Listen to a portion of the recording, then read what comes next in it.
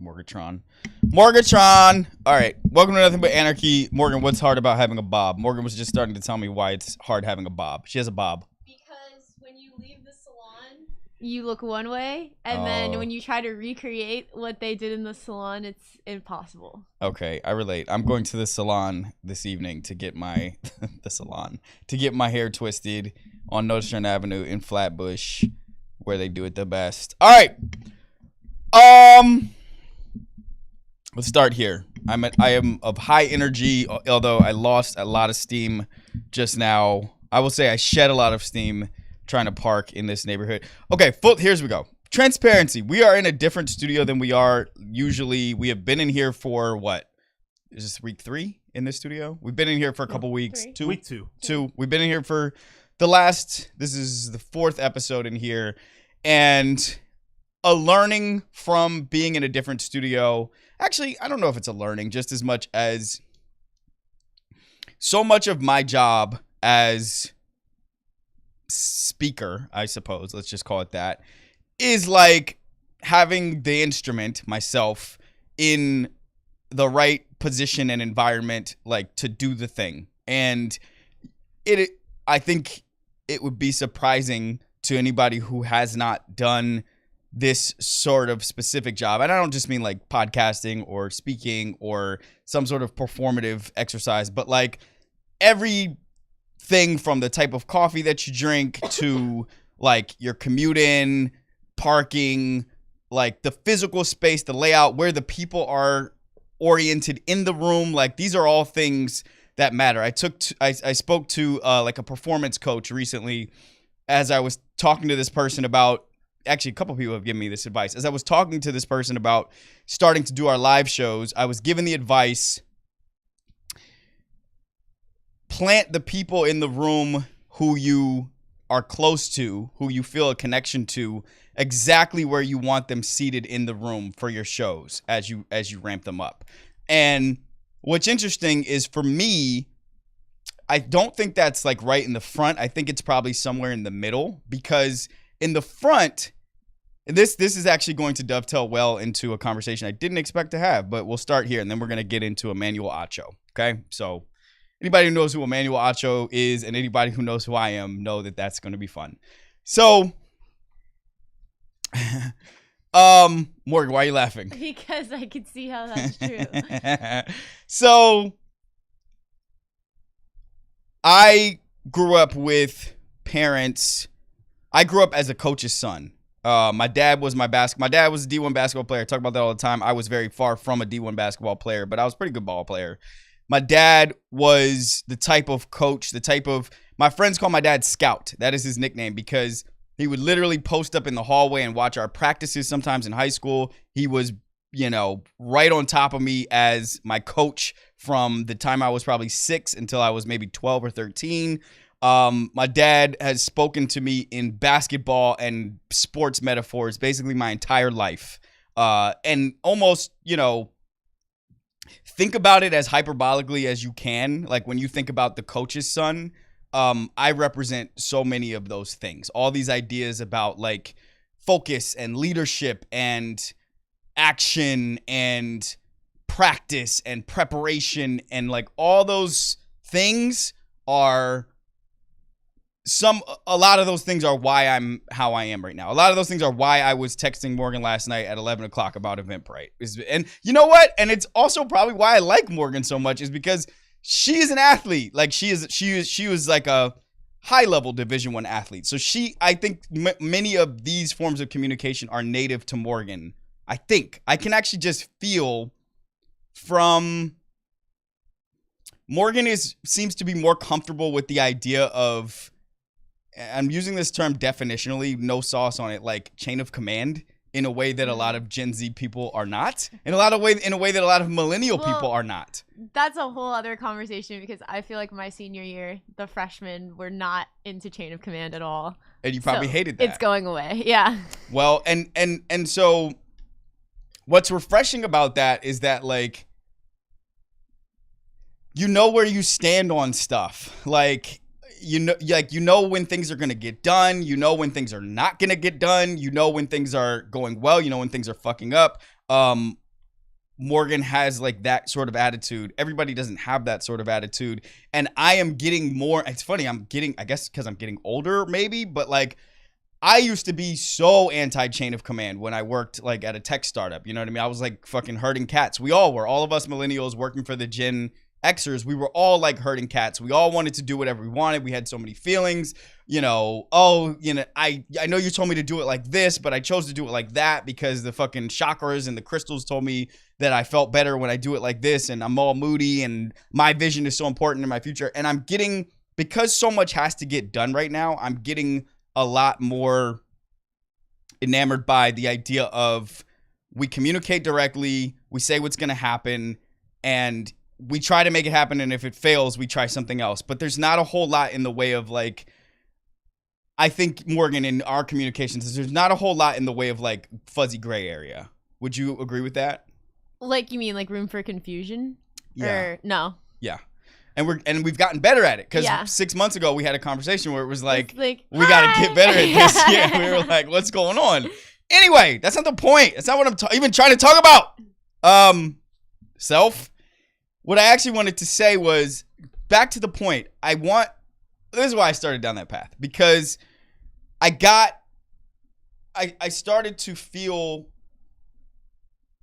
I can feel too hot on me the point of view of the people who I know best in the room. I can read them too well, and I don't want to be reading them while I'm doing my job. So I want them in the middle of the room. I want the people who are sort of new to me in the front of the room. I want the people who actually feel like they're getting a pretty cool experience to be there with me. I want those people in the front who have never seen me speak before, who have never felt my, you know, what I'm like in real life before, who have never like met me, and vice versa. I've never met them.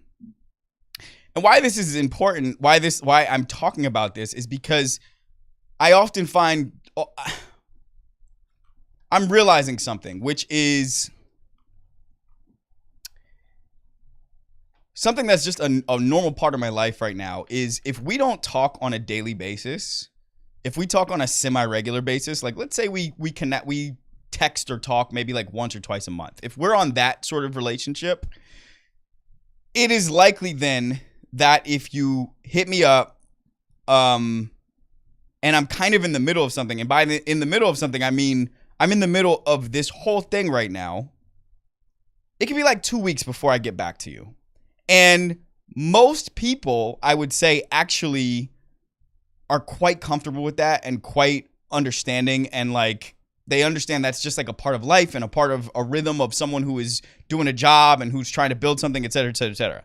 The people who do not get that are, and this extends to something further that I'm about to speak to, the people who do not get that are the people who you once were extremely close to, are the people who you once did talk to every single day, and that relationship has changed. They expect that you will be available to that sort of contact immediately at a moment's notice 3 years after you guys had that relationship, just because that's how they remember it to be last. And that extends over to this idea of doing this live show in my hometown, where I'm very grateful that it seems like many people have started to buy tickets. But I know there are some people who will hit me up the day of or the day before the show when there are no more tickets left on sale, and they will say, yo, where's the link for the tickets again? Like, oh shit, like I'm running late from this thing, from that thing to this thing. First of all, 85% of them are going to send me that text, and the text is going to turn green. That's the first thing. Okay? Like, most of y'all are going to realize at that moment you don't have my number. The remaining 15% who do have my number are not going to get a reply from me until, probably not even just until after the show's over, but until I want to talk to them again, because they will have frustrated me by not being there, because they thought, listen, my sister is buying tickets to this. My brother-in-law buying tickets. My cousin's buying tickets, okay? My cousins are bringing their friends. They're buying tickets. So if you are under the sound of my voice and your name is not Mr. or Mrs. Sanders. Literally, if you want to come to the show, this is from now until forever, okay? Starting now, if you want to come to the show, if you want to be at the live show, you gotta buy a ticket. And I say this, I know you guys want me to make myself small for you, so I will. I say this so humbly. I say this with the greatest gratefulness that you would even want to be there, that you would even try to show up late without a ticket on the day of. But if you do that, you are going to encounter a locked door. And I'm saying this because I don't want you to be mad at me about that. So if you're in that camp, please. This was not even meant to turn into an appeal to get the late folks to go get their tickets. But like, somebody I've never met is going to have that ticket. I would love for you to have that ticket. So please go buy tickets to the live show at the link in my bio or at shanklinhall.com. Yes. ShanklinHall.com. That's where you can find your tickets. I would say you can and should get them right now because we're about to turn up the promotion and they will sell out. Like we sold a nice handful of them without really doing any promotion. So please go and buy your tickets. That's it. Yes, Morgan. I was going to say that is correct. Like at spelling bees. Thank you, Morgan. You did that very. Thank you, Morgan. Morgan, also, I just thought about something, which is I should not drive down on the day of this thing. So you want to go down the day before? I need to go down the day before. Because if, for any number of reasons. Yep. But, okay. Anyway, you guys don't need to hear us logisticize that. Let's play some music real quick, and then I'll come back and talk about Emmanuel Acho. Why are you laughing, Morgan? Because you were so hot a second ago.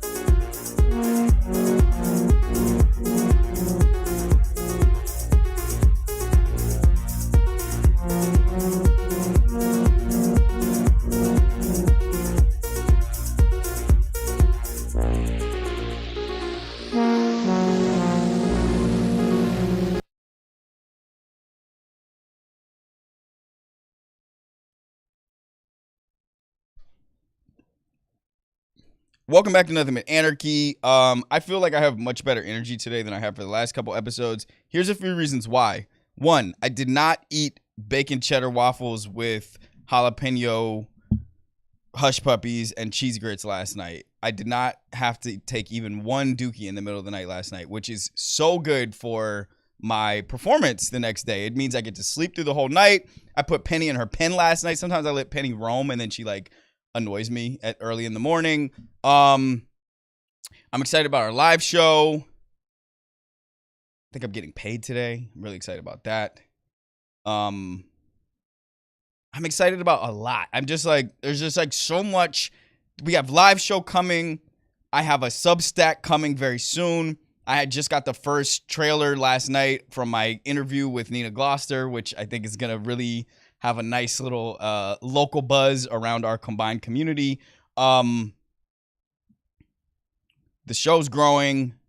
I have a book coming out. We're going to start working on covers and typeface, and I'm very excited to reveal the title. There's a lot of good stuff happening. I'm learning a lot right now. I'm learning about marketing, and it feels really good for me to nerd out on something again a little bit. I remember when I learned how to read a screenplay and it felt like I was opening a new door in the Matrix. And I feel like learning about marketing right now is kind of like that. I'm learning a lot about advertising spend and percentage of pass through rate and click rates and all kinds of shit. I just feel kind of back in the lab, but let's talk about this. And I'm going to take my time with this because there's so much to say here. So there's a lot to say here. Emmanuel Acho. Do you all know who that is? Nod at home in front of your computer if you know who that is. Or on the train or wherever you're listening to this. Where do you guys listen to this show? Tell me. Emmanuel Acho, how would I describe this person? He is boy, do I not want to get this wrong, but I'm going to say he's Nigerian. Is that correct? Anybody know? I don't know. Okay, you don't know. I'm gonna somebody please look it up. But I'm gonna say he's Nigerian, and we can edit it out later and fix it if he's not. He is a former football player. I'm like 95% he's Nigerian. You can't find it? Is that hard to find? Internet's being really slow right now. Oh shit. Is our connection good? Yeah, though? no, we're good. Okay. It's not. He is a former NFL player. I really got to get this right. He is Nigerian. Okay, great. Yes. I knew that. He is a former. And listen, why am I even contextualizing? Just to start, I'm gonna really take my time with this one because I have a lot of shit to get off here. Why am I contextualizing by saying that he is Nigerian? Because, and boy, is this an opinion that will get you incinerated and barbecued to a fricassee at brunch. But it is my point of view that the experience of Black Americans whose ancestors were slaves is in this country and also like in other parts of America, like South America, Central America, Brazil, which has more Black people than anywhere else in the world except for Africa. It's my opinion that all these experiences are different, of course, but like the experience of African immigrants, descendants of African immigrants here in this country, as I've actually heard Emmanuel Acho say himself, and I'm going to paraphrase what he said in an interview that I heard maybe a year ago of his. Oh, it was one of his follow-up interviews to his book, which is called The Uncomfortable Conversations. It's called Uncomfortable Conversations with a Black Man.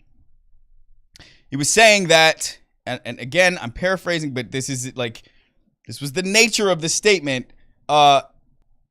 These are conversations that a Nigerian man can have with white people because he doesn't have the same debt of anger and resentment and pain that a Black American person might have as a result of slavery. Okay.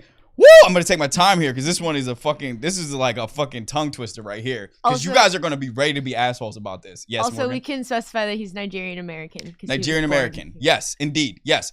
But I'm trying to like I don't want to be the show that fucking walks with such a little tippy toe that I don't actually end up saying anything. So I just want to be clear. What I'm saying is like the people whose grandmas were slaves have a different experience in this country than the Black folks whose grandma lived in Africa. Different is what I said. How can you even attack me for that? Because all I said was fucking different.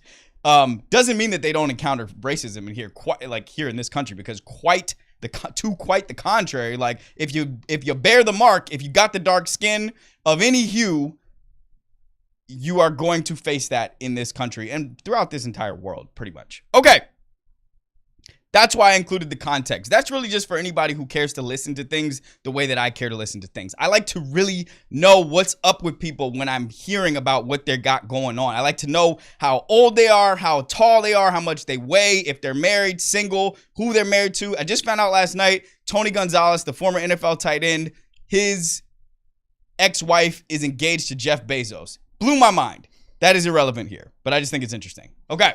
Don't y'all think that's interesting? That is interesting. That's interesting. Is that interesting to you? I mean, I don't really know who the Okay, person well, you don't know Tony Gonzalez. Okay, he was like one of the best tight ends in NFL history. His ex-wife cheated on her husband with Jeff Bezos, who cheated on his wife. The two of them are now engaged. Oh. And someone tried to blackmail Jeff Bezos about having that extramarital affair with her, and then they came out and now they're engaged. So she went from Tony Gonzalez, rich, to this like newscaster guy, I want to say, or producer, probably pretty rich, to the richest person in the history of the world. All right, I think. Emmanuel Acho. Okay, Emmanuel Acho, if you bring up his name around blacks, as Not it were. Blacks. I mean, we're blacks. If you bring up his name around blacks, I told you we're going to have some fun here because there's a lot to do with this, okay? There are some times when I feel like when I was in high school, especially my junior year, I wanted to get in the game so bad. We all did, but our coach only really wanted to play 6 guys. Brandon, Dominique, Jermaine, Kelvin, Kevin, and Ashiel as 6 man, okay? Those are the guys who got all the minutes. The rest of us would sit on the bench doing our little legs like this. Every time something would happen in the game and he needed a sub, he would look down the bench and we would all look at him like this, like, look, me, pick me. And when he actually one time would pick me, when he picks you, it's like you feel like you're like floating up to the scores table, okay? That's when I saw this story about Emmanuel Acho, that is how I felt. Like God had picked me to float to the scores table, okay? I only get that feeling here and fucking there. And I have it right now. Because when you bring up Emmanuel Acho's name around blacks, and when there's no cameras on, when there's no one recording, I'm just talking about when motherfuckers are kicking it, okay? And this is a cautionary tale. This is what I never want to be the case for myself. When his name comes, what are you laughing at, Morgan? No, because you're being funny. When his name comes up around blacks, motherfuckers suck their teeth, roll their eyes, and mostly what you just get is that nigga. Because he has become known for being someone who will really tiptoe along and cross that line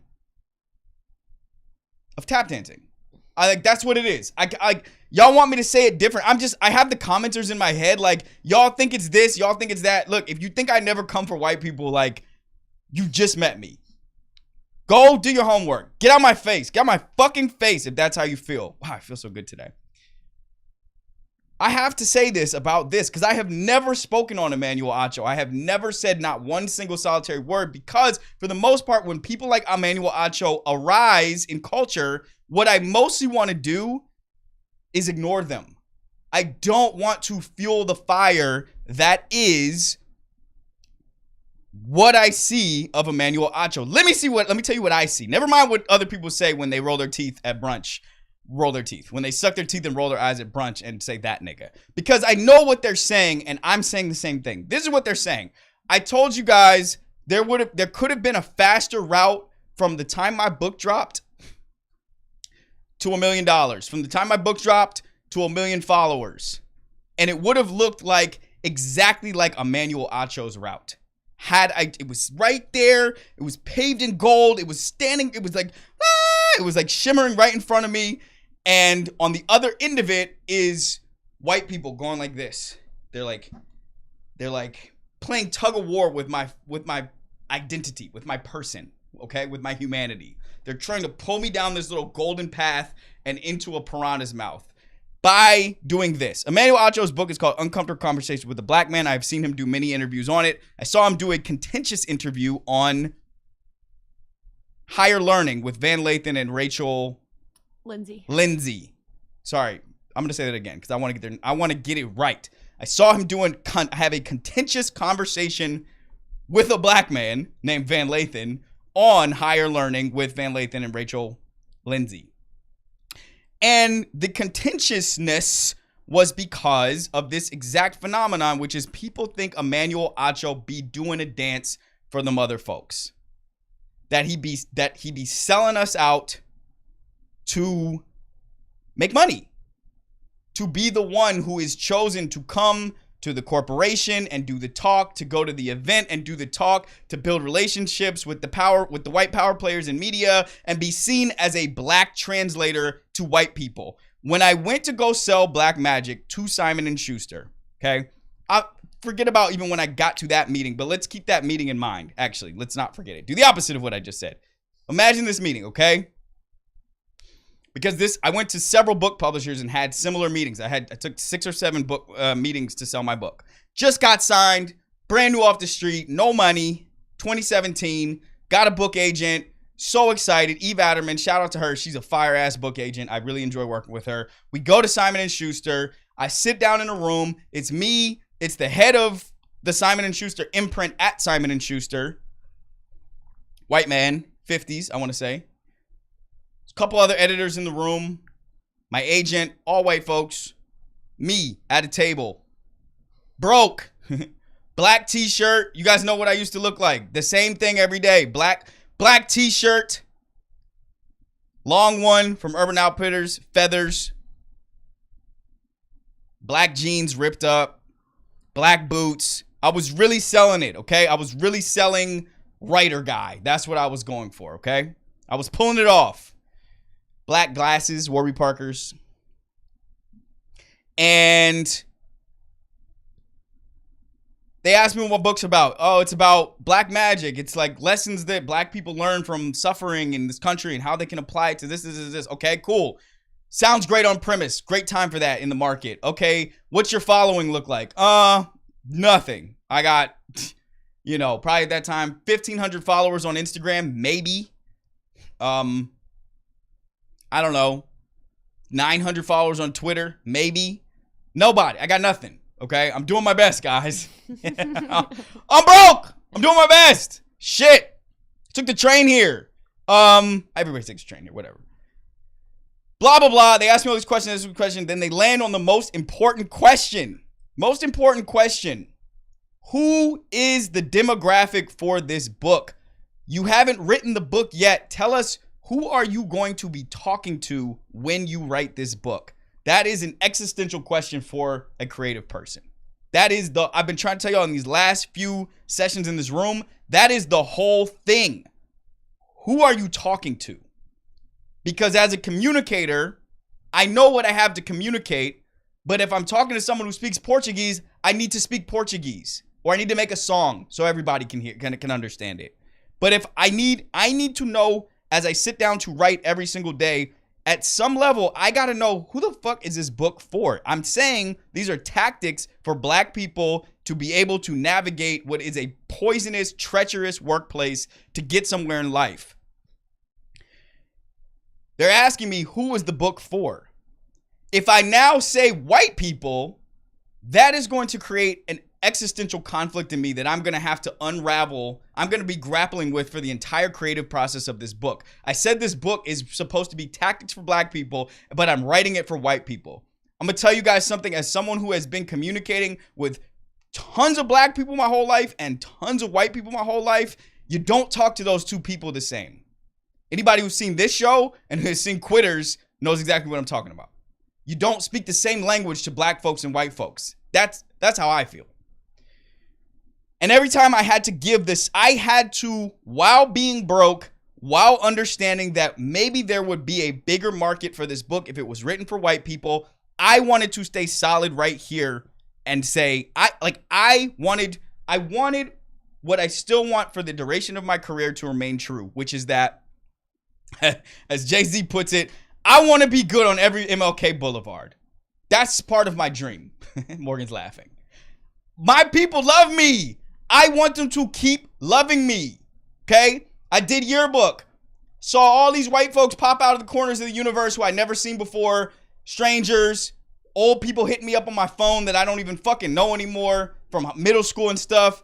Great. Happy to have you guys here.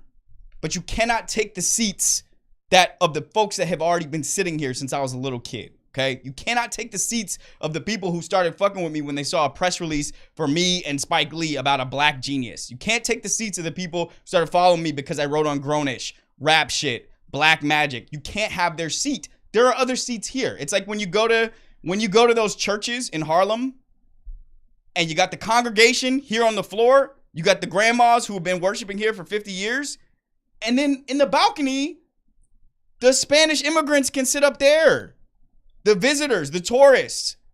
And if you stick around long enough, you can get a floor seat. Is this comprehensive? Coherent is what I meant to ask. Is it coherent? Very visual. Yes. Okay, thank you. I had to decide then, while broke, am I about to start off down this journey punting on my own people as the audience for my creativity? Am I about to try to do that out the gate? Because, and I didn't know it, but I had enough smart people around me, people who had seen things enough to tell me, once you set intention, like once your boat leaves the dock, you can make incremental shifts in the direction, but it's really hard to turn that shit 90 degrees, okay? So I kept saying over and over and over again, this is a book for Black people, and I'm going to write it in a way that it will resonate so strongly with Black people that white people will cup their ear to it, okay? So if you want those white people to care about it, they will, but they will be the secondary audience, because that's what happens when we make fire shit. We get excited about it first. We think it's cool. People start looking over our shoulders. Ooh, what they looking at? And now they want some of it. And I had a sense that like that could work for me. What I didn't realize, and so I don't want to come off as a fucking hero, like I didn't know that would make the road take much longer than a different path. Emmanuel Acho has taken a different path. Emmanuel Acho is a former NFL player. He's in his 30s. I want to say he's 38. Formerly the boyfriend of Yvonne Orji, which is just an anecdote that I'm just going to throw in there and just leave it right there. I have nothing else to say about it. He's 33. 33. Wow, he's young. Oh, boy. Well, that's crazy. Yeah, that adds some context here, actually. Okay. Wow. According to Wikipedia. Okay, I want to be like 20% nicer about this then. Why is that? Because he's young. Yeah, why is that? Because he's young. I mean, because he's for all intents and purposes, he's my age. Like, and younger. I mean, he's younger than me. And like, I do think that over like every few years, you get a little bit hipper to the game of what's happening here. You get a little like, you get these moments where you're like, oof, I did something, got a big check, and it did not feel good. Why didn't it feel good? And you examine like, oh, it didn't feel good because I worked with the wrong people, or oh, it didn't feel good because the audience was maybe a little nauseous, or oh, it didn't feel good because whatever. So I want to shoot him a little bit of bail for being 33, but that's not that young. So fuck it. Here I go.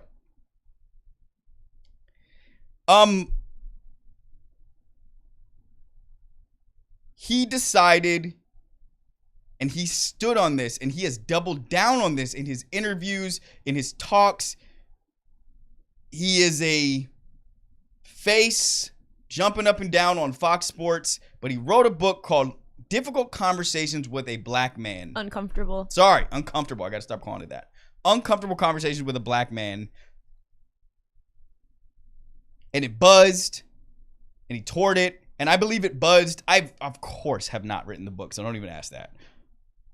Read the book or bought the book. He toured it. And there was a wave, as I watched it from a distance, there was a wave of celebration first that happened. Sort of just, there's a general wave of celebration just anytime a Black person gets a book published, because that's difficult to do. Okay. Then there was a following wave, which was like almost a mini celebration. All this happens before anybody reads the book, right? This is because of marketing. Everybody's like, oh, interesting subject title, interesting subject matter, whatever. And it quickly became clear through the internet conversation around this book that this was a book written to inform and appease white people. Do you want to say the year that it was published? Sure. 2020. 2020. Meaningful, right? 2020 that's George Floyd. That is what we call, ladies and gentlemen, product market fit. He wrote a book to help white people have conversations with what he was portraying to be angry Black men. And the book had success, and he has since been sort of riding a wave of a watered down Jason Whitlockian presence on the internet and in media. And I haven't even gotten to the most recent thing that he did. But the point that I'm laying out here is that he is a person who is willing to do the thing, who is willing to go. I don't know what his like inner compass tells him to do, but he is willing to do the thing for the money. He is willing to do the thing for the click. He is willing to do the thing that white folks require of him to get a check. And I'm like the 1000th person to say that into a microphone. Like, his own colleagues have said things like, I'm gonna hedge away from saying the names, but you can go look up, just go Google, what do black people think about Emmanuel Acho? Okay, you can go to that. Now, the most recent thing Emmanuel Acho did, and I'm ready to stop talking about Emmanuel Acho because now this regards all of us. Caleb Williams, likely to be the number 1 pick in the NFL draft this upcoming year. I mean, now, like in a few months. When's the draft? April. 2 months. 3 months. I have a bias. He's from DC. He went to Gonzaga High School. He's the number 1 player in the country. He's been a star for USC. Black kid. Father's very involved in his life and in what he does. Like, he is a story that I think can be celebrated. There's a lot of conversation right now about his draft stock, his draft status, what kind of prospect he is. Like, that's what it is when you're the number 1 pick, is people are going to pick at you and pick at you and pick at you all the way through until you're drafted, and then all the way through your career, just like it would just happen with Bryce Young this past year. And Bryce Young sucked. Sorry, Bryce Young, but you sucked. But I'm rooting for you. The internet tricked Emmanuel Acho. Okay. A fake story. There are a lot of fake stories out there. There are a lot of fake accounts out there. There are so many people who are just manufacturing bullshit for clicks. This is not news to anybody. We know this. You can sell those clicks for advertising dollars. You make money off of making something fake. It was a fake story that came out about Caleb Williams refusing to go and play for who? The Chicago Bears, if they were to draft him. And the Chicago Bears had the number 1 pick. Emmanuel Acho saw that, jumped on it, made a TikTok responding to it, and basically said, you know, if that's the kind of person this is, like, you shouldn't want him as the number 1 pick. Morgan, you're looking at the story. That is accurate, right? Yeah. I'm going to read to you guys. We have the TikTok if you want to play it. Oh, please. Oh, I should play it? Or no, Josh has it queued. Please do. All right. I've never seen anything like this. No, not this freaking pimple. The fact that Caleb Williams, he says he wants assurances that the Bears are going to trade the number 1 overall pick before he declares for the draft. Caleb Williams wants nothing to do with the Chicago Bears. Here is why. The Bears have yet to have a 4,000-yard passer in the history of their illustrious franchise. Never have they had a 4,000-yard passer in their franchise history. So what Caleb Williams is saying is the gravitational pull downward of the Bears is too strong for him to lift that franchise up. This is wild stuff from a college quarterback. I'm going to keep y'all updated. Okay, all of that straining and hard breathing in response to that video, it was fake. I mean, in response to that information, like, it was fake. He got fooled by the internet. And the first thing I want to say about that is we all get fooled by the internet. It happens to all of us. Like, the internet it can be a tricky and treacherous place. There's so much misinformation flying around. It's why you have to be very specific and thoughtful about what accounts you follow. You got to read. You really got to read with a fine-tooth comb, like, who tweeted what, the headline. She'll just sent me some fake news yesterday from the internet. Okay, she'll just sent me something about something like, what's his name? Stroud, CJ Stroud, and his comments about Jesus after the game, and that NBC was trying to shut down his comments about Jesus. And then I go to the Twitter account, and it's like a whole stream of fake shit about Jesus, and I'm like, Sheil, don't send me this, but Sheil, that's my guy. Point being, you can be fooled by the internet. But before we actually get to, I'm not mad at Emmanuel Acho for being fooled by the internet. Like, that can literally happen to anybody. Somebody could tell me today, like, this is Chad, that was a deep fake video. It wasn't really Emmanuel Acho, blah, blah, blah. And I would just, you know what I would do? I would come back on Thursday and I'd be like, damn, we got that one wrong. We're actually creating a list of shit that I get wrong so I can come back and tell you guys how wrong I am, because I think that's good content. But Mayo Acho did the thing that I think most people do when wrong, when fooled by the internet, when embarrassed, when called out by Twitter and other people on TikTok for being wrong about this story and responding to a fake story. The thing that he did was be a strident jerk about it. And try to, and in a moment of embarrassment, when being told, haha, look how silly you are for believing that information, he wanted to then punch back and say, I'm not silly, I'm so much smarter than you. And this is how he did it. He said, in response to a tweet, Yeah. yes. In response to a tweet calling him out for being wrong, Emmanuel Acho responds, or for being fooled by this, Emmanuel Acho responds, in the event it was fake, I posted it to the least serious website because no lives are being lost based on that post, wrote Acho in response to being called out about knowing the story was fake. Either way, real or fake, the video would garner traction, which would increase followers. More followers equals larger brand deals. Understand? Wow. What a blowhard. Wow. Guys, and so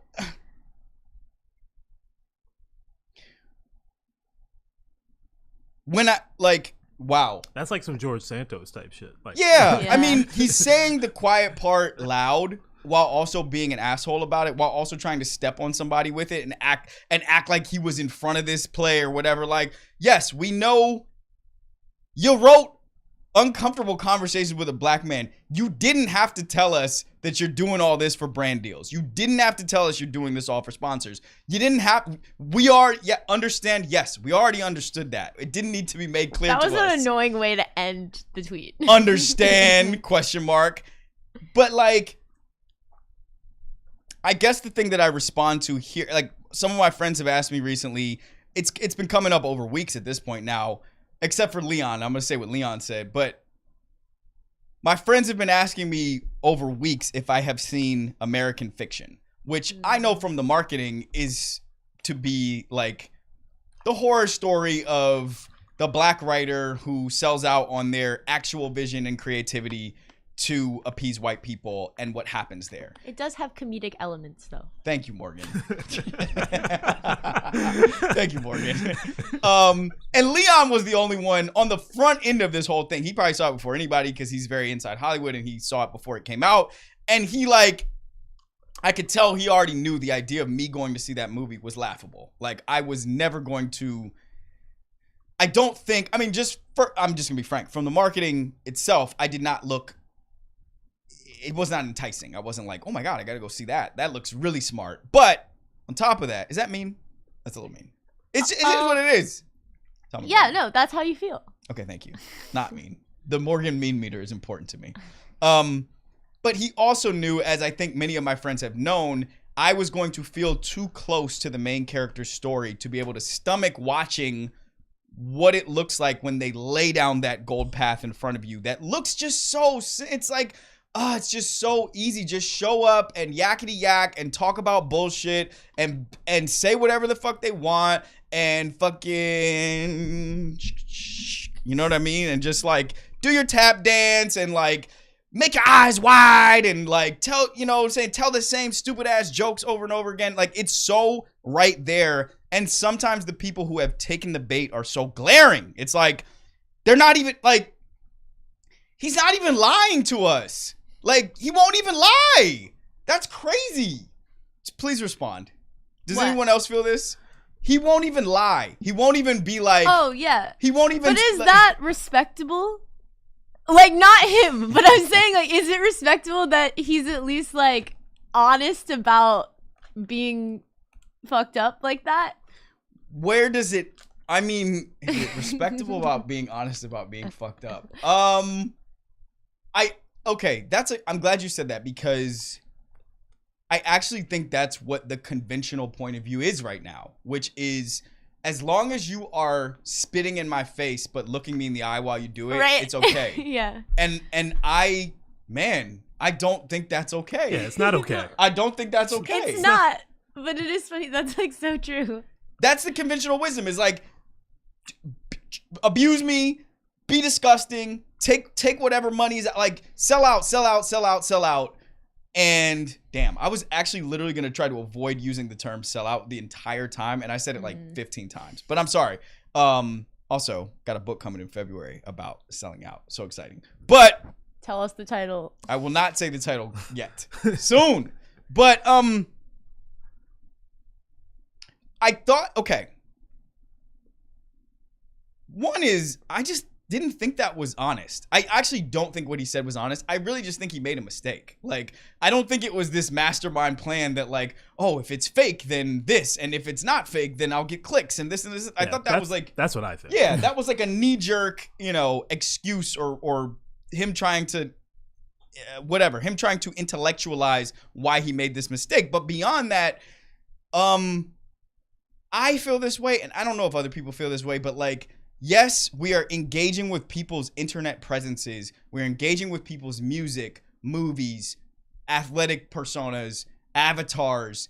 Like we are engaging with the internet form of human beings, but just like a stock, I like to know that there is an underlying asset there somewhere, like a human being underneath it all that stands at the bottom of it, that all of these streams outward actually represent. Like, I like to know that there's actually a person at the foundation of that. And if this dude is saying his whole being, like all of his actions are just mechanical reactions to what the algorithm favors, then like that is useless to me. Like that is like not even something I can connect to at all, which is why I have avoided ever speaking this person's name, ever engaging with his content, because it's just like you're just that at that point you are just the internet and there's nothing else there. That's what I think. But yeah, I don't give him any point. He was caught. Like there was nothing else. I don't know. There was nothing. Anyway, moving on. Okay.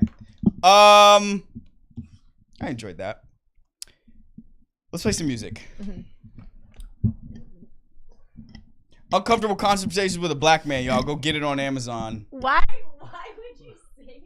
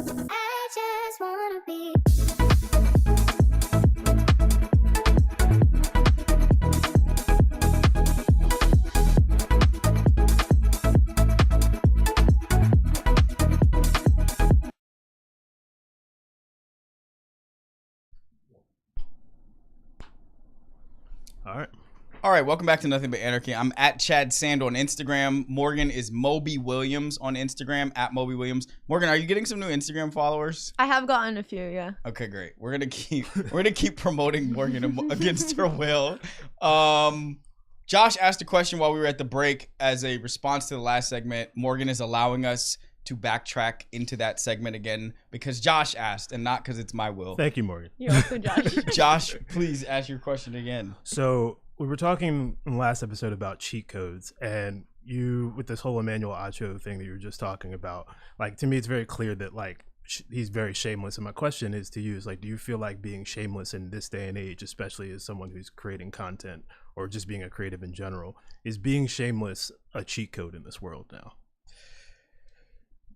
I think a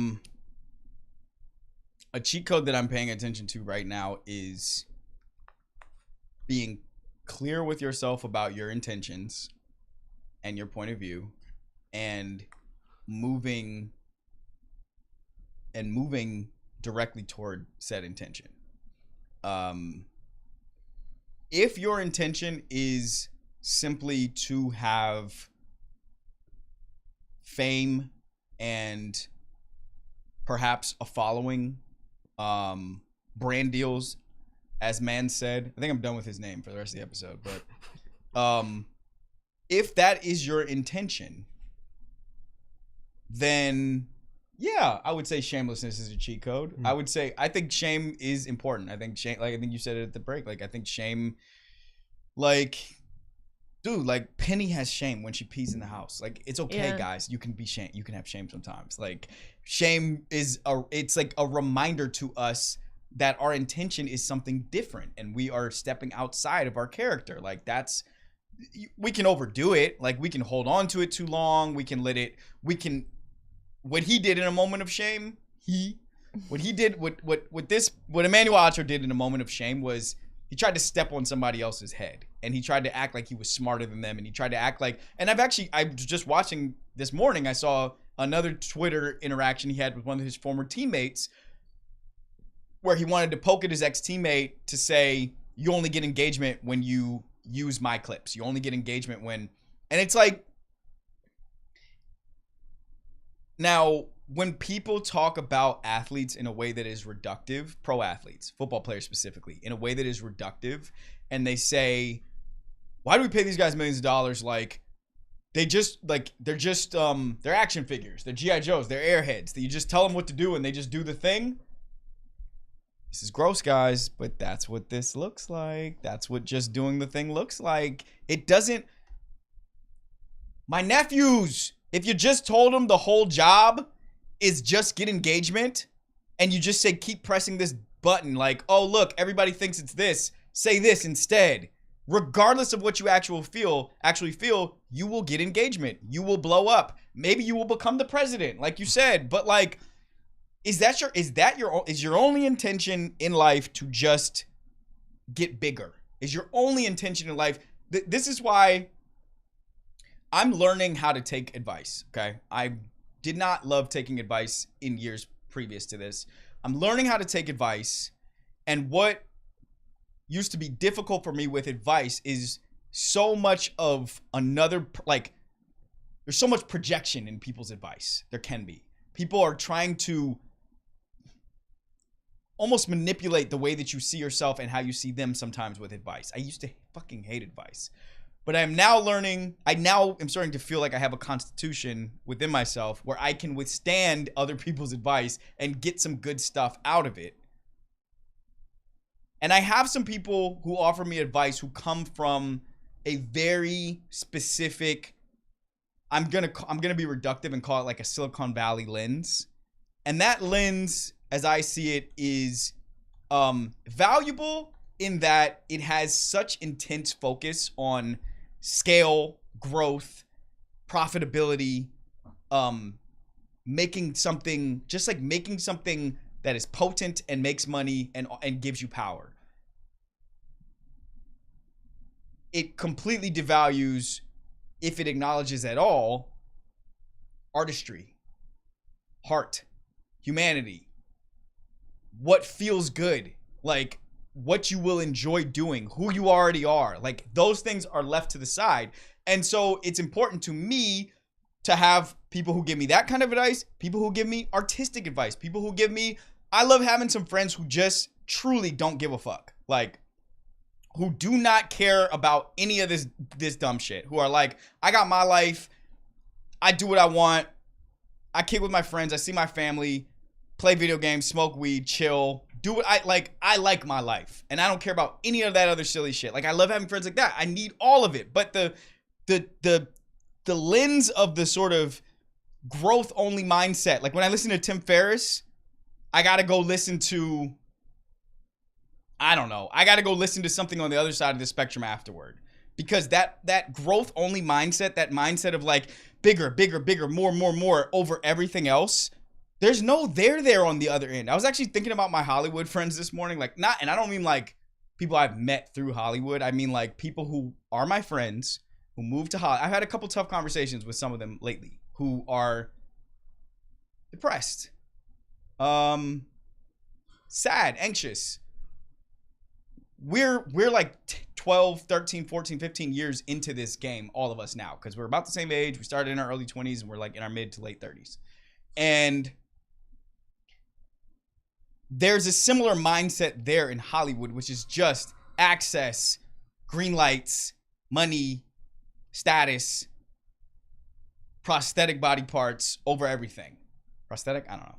Make-believe body parts. No shame. And my friends who are there,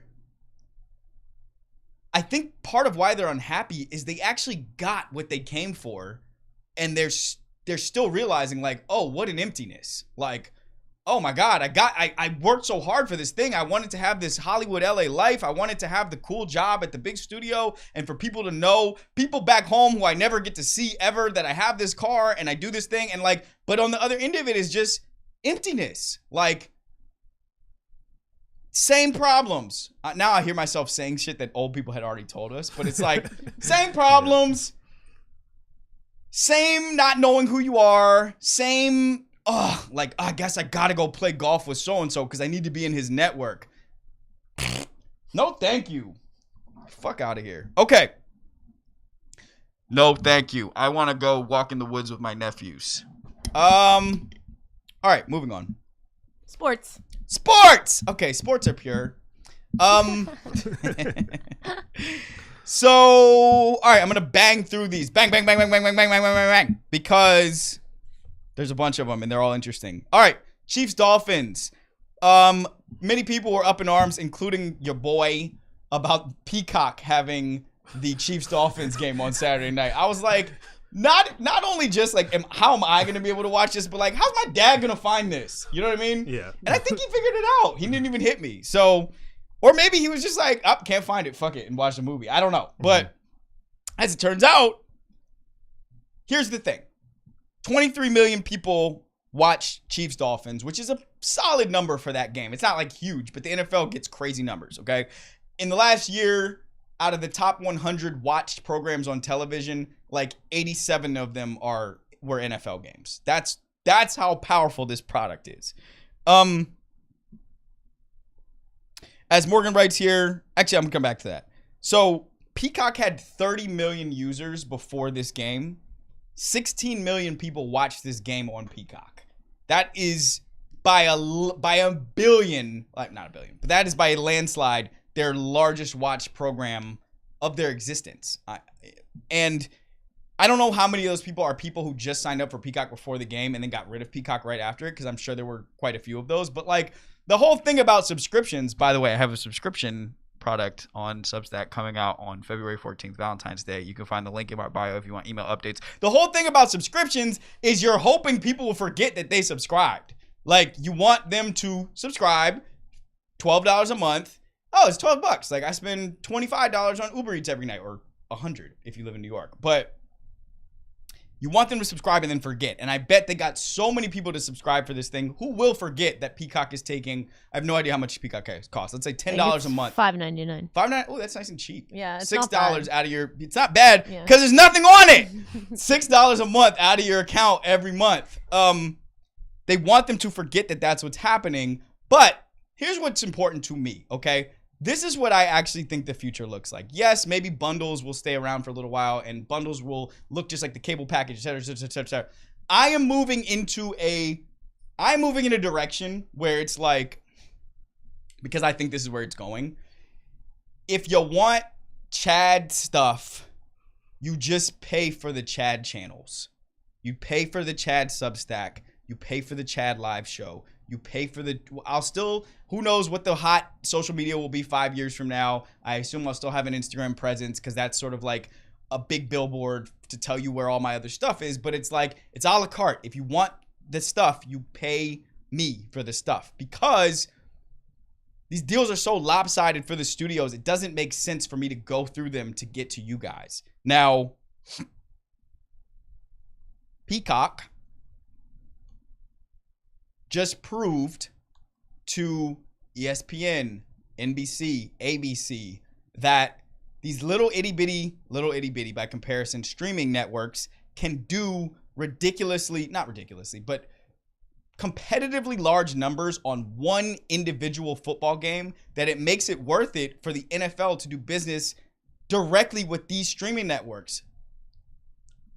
I think I'm talking in a way that's confusing. I'm going to be super specific as to what this means and what's going to happen. It means that it is likely that at some point, whenever the current TV deal ends with, I think probably ABC in the NFL, I don't know who has the Super Bowl, you're going to have to pay pay-per-view. Like, you're going to have to pay for a subscription service like this one to watch the Super Bowl soon, because the NFL now knows the NFL has the best crack on earth. It has the hottest drugs on the street. They can charge what they want when they want. They can move to any corner and we will pull up and find them and give them the asking price for their crack. I've been thinking about drug dealing a lot lately. You love using crack specifically. Because it ties several things that I like together. It ties a hot product, hip hop music, Walter White, Tony Soprano. It ties like all these things together that I have learned. I didn't go to business school, guys. I didn't.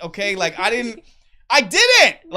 worked at Google. I worked in HR, guys. They didn't teach me any. They didn't try to teach me anything about business. Like, this is we're hacking this together through however we can. And there's a lot to be. I'm watching Boardwalk Empire right now. Like, there's a lot to be learned about economics through pop culture conversation about drugs. Drugs are a hot I've never sold drugs. Thank you. But drugs are a hot product.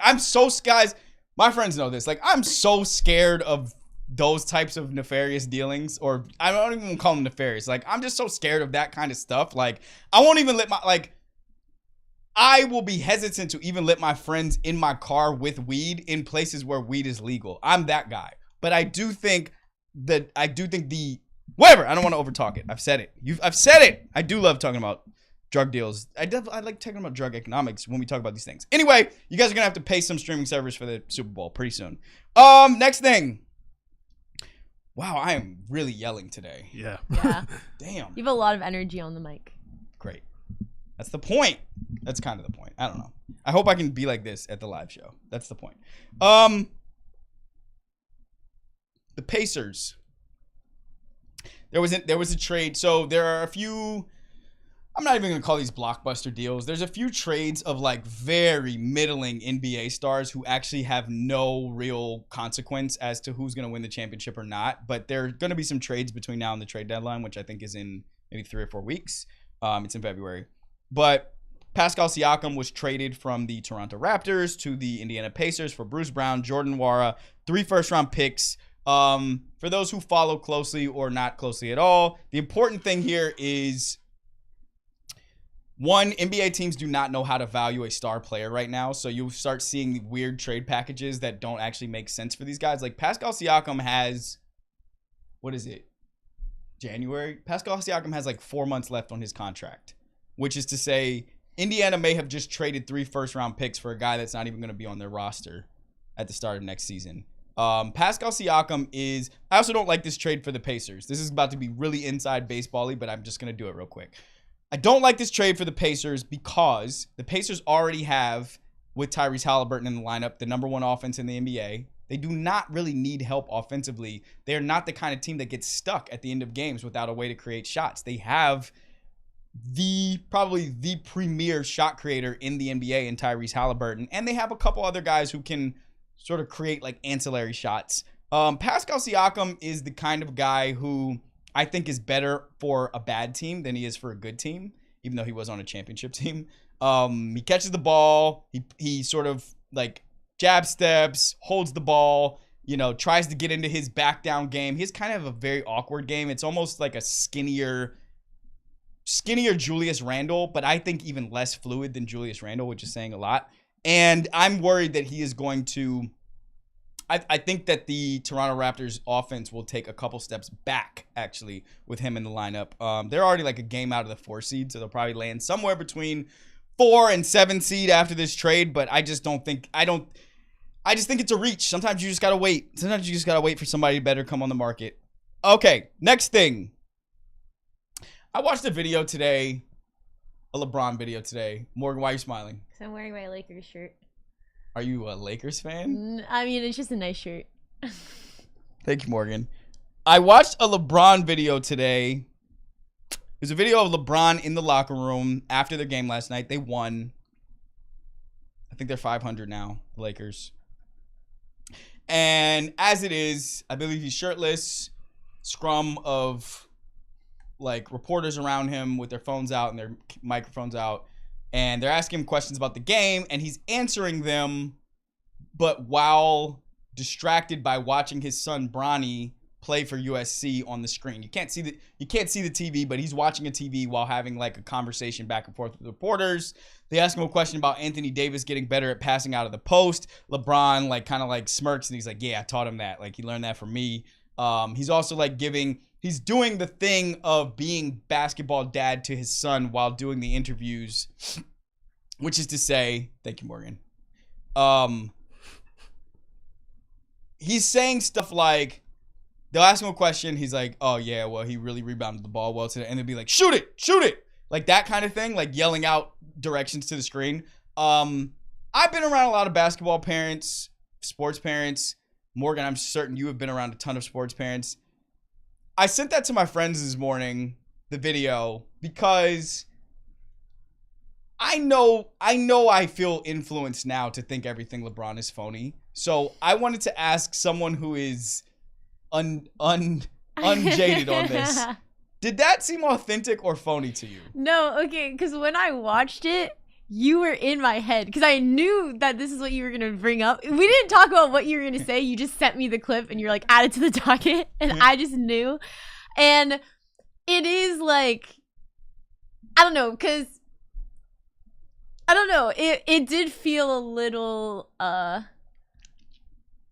like for the moment.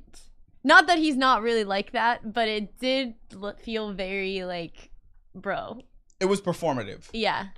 It felt a little like what? A little bro. It was performative. And I actually put the phone down after watching it, and I was like, I was aware of my feelings. I was like, am I seeing something that's not there, or was that fake?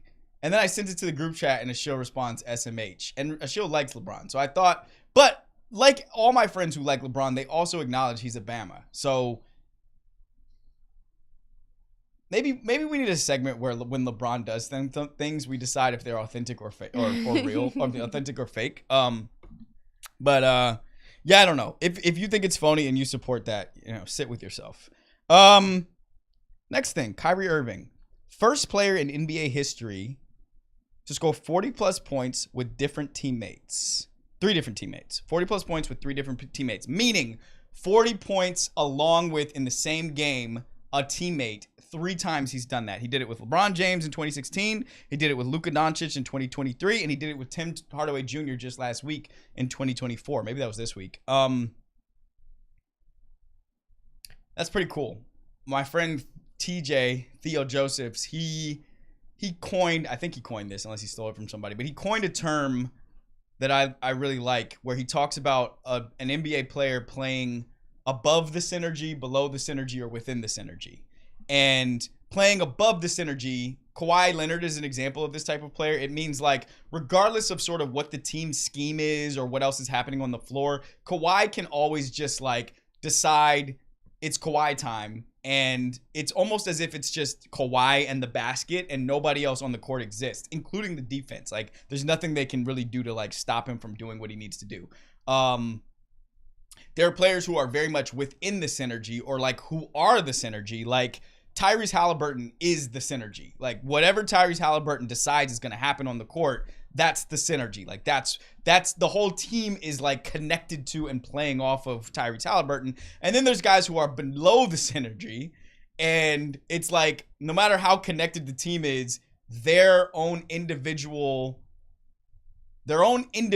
actions can sort of tank the offense. And an example of a star player who's like that to me is like Julius Randle. It's like everything can be going great, and then all of a sudden Julius Randle's like, it's Julius Randle time, and he just gets the ball, and he's just like, and it's just like, all right, now we just watch the Julius Randle show. No matter how much Jalen Brunson's cooking or whatever. And it's an awful show. It's a terrible show. It's a terrible show. I really like guys. I really love players who play above the synergy. I think of actually Steph Curry kind of is the synergy. Kevin Durant can be the synergy or be above the synergy. Allen Iverson, I think, was above the synergy. Russell Westbrook can be above or below the synergy. He kind of is never in the synergy. But I think LeBron is the synergy. Like he's probably the best example of someone who of all time of someone who like is the synergy. Kyrie Irving, I think of as like, man, Kyrie Irving just like, I mean this in the most complimentary way. Kyrie Irving plays basketball like he is autistic. Like he plays basketball like Rain Man. Like he plays basketball like everybody else is out here playing a different sport, and he's like, he just like sees the whole thing with his head on a tilt. He's like the meme with the numbers and the graphs and the things swirling around his head, and it just looks like sometimes it looks obvious the things that he's doing. It's like someone's in front of him and he just goes around them, or like somebody like, you know, he can't get it to his left hand, so he just uses his right hand to do a crossover to his right hand. Or like he can just kind of do anything, and he's not tall and he's not like big. I'm sure he's strong, but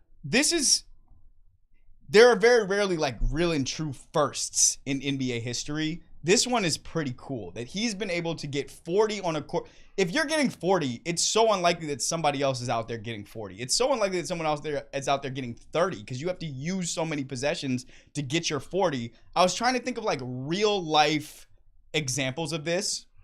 Excuse me. And I was trying to think of music examples. Like, who is a great... Sorry, I'm sniffling. At the end of the shows, I sniffle. You do. It like picks up for whatever reason. This is... Guys, there's a physical cost to this. I will be tired for the rest of the day after this. But, like, musical examples. Who's an artist who can lay down, like, a timeless verse or a timeless production on a song along with another artist who also has, like, a timeless verse or a timeless production on that same song, and who can do that with 3 different artists at an elite level? Or an actor who can act beside or act across from another actor. Oh, Morgan gives me a time code. Okay. No, keep going. This was good. It is like, who's an actor who can act against another actor or with 3 different directors having like a timeless experience? Somebody who's coming to mind is like Denzel Washington, Spike Lee, Malcolm X, Antoine Fuqua, Training Day. I don't know. I'm sure there's a third Denzel joint that like has another director at their peak in that thing. I'm gonna guess that somebody like Tom Hanks has been able to accomplish that. It's really special to be able to do your best work while also elevating somebody else's best work. Like that is a very unique and special talent. That's something that I'm going to be thinking about a lot. Okay. Man, so much yelling.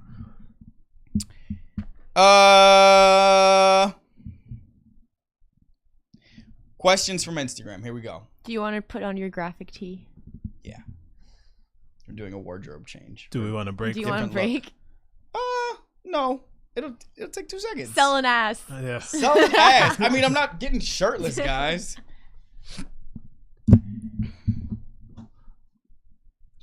I am trying to eat more healthy, though, guys. No more. From now until the live show, because I don't want to have chipmunk cheeks at the live show. I don't think I've ever seen you wear a graphic t-shirt.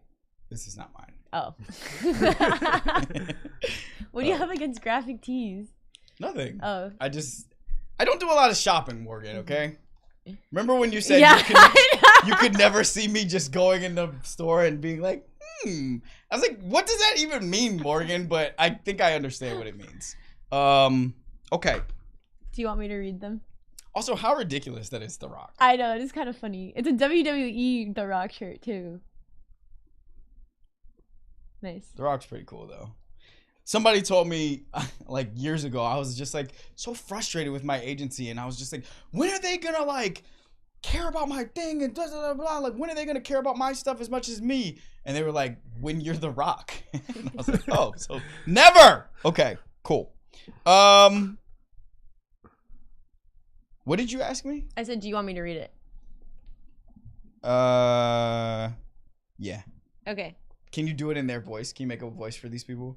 Sure. Okay, thank you. So this is questions from your Instagram. This first one is from @Let's Go with Julio. And the question is, talk us through the creativity. Morgan, what happened? Sorry.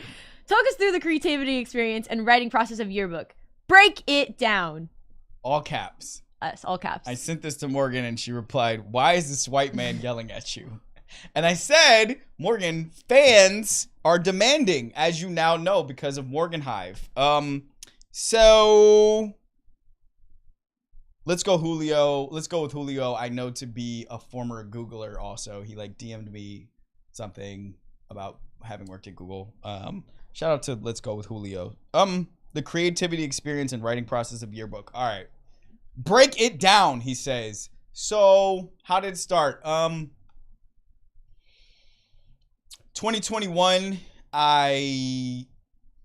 okay, let's go way back. Probably like 2015, I sat in my Crown Heights apartment with my friend Shaka and recorded my voice on GarageBand, just talking shit, trying to learn how to do a podcast. Never picked it up or touched it again until 2021, where my book was about to come out, and I had learned I kind of got my book deal, I think, first because there was press about me and Spike taking this show out. And so there was a building snowball of like, make sure that each time, I was telling myself, make sure every time you go in front of a mic or in front of cameras or to a pitch meeting that you have already lined up your creative vision for some other things that you want to get done. And this show, Yearbook, the one in question here, I had a different name for it then, which I can't even remember, but I had the concept in tow when I was doing press for Black Magic in 2021. So when I went on Dax Shepard's Armchair Expert Network, I already had, this is the first step, I had like a one-sheeter for the show. It was like a description of, you know, these events that took place my junior year of high school, this is what it meant to me, this is how it happened, et cetera, et cetera, et cetera. And so when Dax and I made contact after that interview, I pitched it to him and Monica and with a few other ideas, and that was the one that they were most into. And another one of those ideas, I believe, was Quitters, which I made with Julie Bowen. Another one of those ideas, I think, maybe was the bare bones of Direct Deposit, but I can't remember. So once we got in bed together, me and Armchair Expert, it took months. We, finally came to an agreement on a deal. And the next step was for me in 2021, later in 2021, November, to go travel to Maryland, where I lived for a month in an Airbnb in like the White Oak area, actually right next to White Oak High School, middle school. Got an Airbnb with a giant yard. That was the most important part, like the biggest yard, so that Penny could run around and not be freaking out about being in a new environment. And I spent a month. I probably did 25 interviews with mom, dad, sister, best friends from high school, teammates, my basketball coaches, my principal, Alicia's parents. Like, I had another Airbnb in Tacoma Park, which was just a 1-bedroom apartment where people came and sat in the room with me for a couple hours with masks on because of COVID. And I just I came in, as I do to most conversations, with a starting point, like where I want the conversation to go, and then just followed the energy of the conversation and the curiosities around what they saw, what they remembered, what they felt, what I saw, back and forth.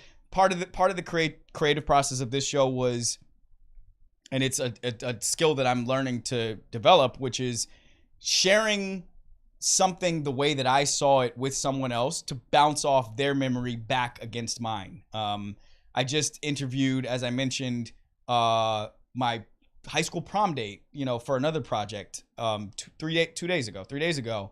And so much of what I learned in that conversation was, wow, we saw this experience that we both had together, like over years. We saw it so differently because we were each the heroes in our own stories. And that was really the creative breath of Yearbook. I mean, even to this moment, I'm seeing all the ways that story resonated with the people who were there for it, and at the same time, including in some pretty fraught ways, people who have memories that are different from mine, or memories that are different from the other people who were there, who are like, that's not how it happened. And I think sometimes when you are telling my high school prom date, my ex-girlfriend said this in our conversation the other day. She said, when I read your book and I wasn't in it, I started to feel like you were trying to write me out of your story, like out of your life. And I am noticing that as a response.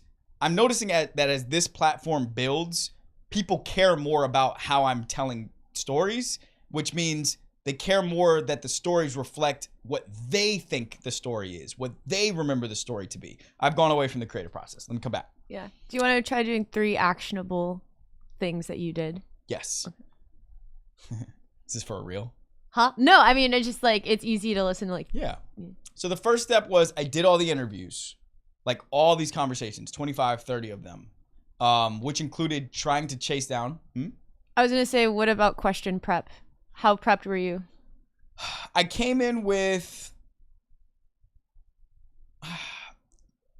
the process I would use now, and I think this is mainly what I did, was come in with 5 strong questions that will lead you down the right path where you can just keep uncovering new things.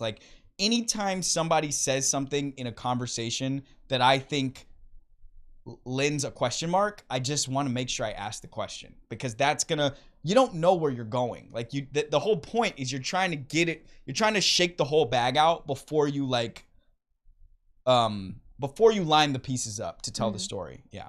So that's step 1. I guess step 1 was question prep and travel. Step 2 was to actually have the interviews. And then step 3 was, and it's a big step, I mean, a 2 years long process pretty much of coming to Josh's studio and recording voiceovers to lay down over and between the interviews to tell the actual story. I mean, there was a lot of writing involved. There was a lot of working with Amanda, the producer, who helped me really shape these into episodes, and going back and forth with Dax and Monica about, their high level notes on what story exactly are we telling, whose stories deserve to have the big set pieces in this show, what themes do we want to pull more at, what themes do we want to leave alone. I mean, there was a big and collaborative process among, I would say, 6 or 7 people of really turning it into what feels like an audio docuseries, really making sure that it tells a story and that all these little layers that need to be uncovered get their proper due. And there's many more steps in that, which I could get into, but we don't have time for them right now. So you want to do the second question real quick? Sure. 4 minutes. Can you make it in television? This comes from Dasha WNJ or Deshaun J. Can you make it as a television writer without living in LA? Yeah, I thought this was a funny question because I have never lived in LA. I'm like, where do you see me in this? Do you think I have made it or haven't made it? Or, if the question is can you get a job as a TV writer without living in LA? The answer is 100% yes, you can. Your greatest assets right now, if you want to be a TV writer, are One, do you have a written pilot that you can stand behind that is your sample that says like, I can write and I have a point of view and I can write. This part's really important to me. I can write by myself. I don't need a co-writer. Like I can sit down in front of a computer and craft the opening episode of a TV series. That's important. So one is just like a straight up, you need proof of your ability. But the second, you need people to know you exist. And when I started this whole thing, boy, did I chase agents and managers and PR people and all these people who I thought could get other people to know I exist. And now, as I am deeper into this, I realize those people all serve an important job, but that job is much more valuable once you already have people who want to hire you. Like, they do not find people who want to hire you. They take the people who already want to hire you or who already are interested in you and help turn it into deals. That's really what their job is. So what you got to do is make sure people know I'm here and I have ability. And the way that you can do that is by making a short film and distributing it on YouTube or on Instagram. Like building your storytelling presence on your socials however you can. Maybe every day you sit in front of your camera and you make a TikTok where you just tell a 1-minute story about the character that's in your pilot or your own life or another story that you want to tell, and you build a you build a snowball of people knowing that you have this ability, and then all of a sudden, like, you start shooting off DMs, they start coming your way, you start having these conversations, and then one of these people who's been keeping an eye on you, and I'm one of these people who is keeping an eye on the people that reach out to me, like, all of a sudden they have an opportunity. My opportunity came because at the time my friend Elaine got hired to go write on Grownish by Kenya Barris, who was a friend of hers, and she had not at that point written a TV pilot, and so she needed me to come with her to go sit in the room. And I shouldn't even say she needed me to. She asked me if I wanted to also go and sit in the room, in the writer's room with her and collaborate on this TV pilot. And that was my first credit, was because somebody else got a shot who knew I could do the job and brought me along with them. So you want to make you need people to know you can do something. Like, you don't have to live in LA for that. In fact, I would say LA is the place where there are tens of thousands of people trying to be noticed just like you are. Probably hundreds of thousands of people trying to be noticed just like you are. I think it's more valuable to be a big fish in a small pond, like New York City. Okay. That's it. All right. So much yelling. I'm going to go drink tea. This has been, yes, Morgan? No. Oh, this has been Nothing But Anarchy. And yeah, we did the show. Buy tickets to the live show. Go buy tickets to the live show. Chad. If you try to text me the day before the live show, first of all, the tickets are so easy to find. I'm already like, why y'all asking me where these tickets are? The tickets they're in my bio on my Instagram. Open Instagram, go to my profile, go to my bio. It'll be at the very top of the stack will be the tickets. Or you can just go to shanklinhall.com. I'm yelling, but I mean this nicely. If you text me on the day of and we haven't texted in the last few, whatever, text is going to turn green. So go buy your tickets. All right. Get out of here. Okay. Yay.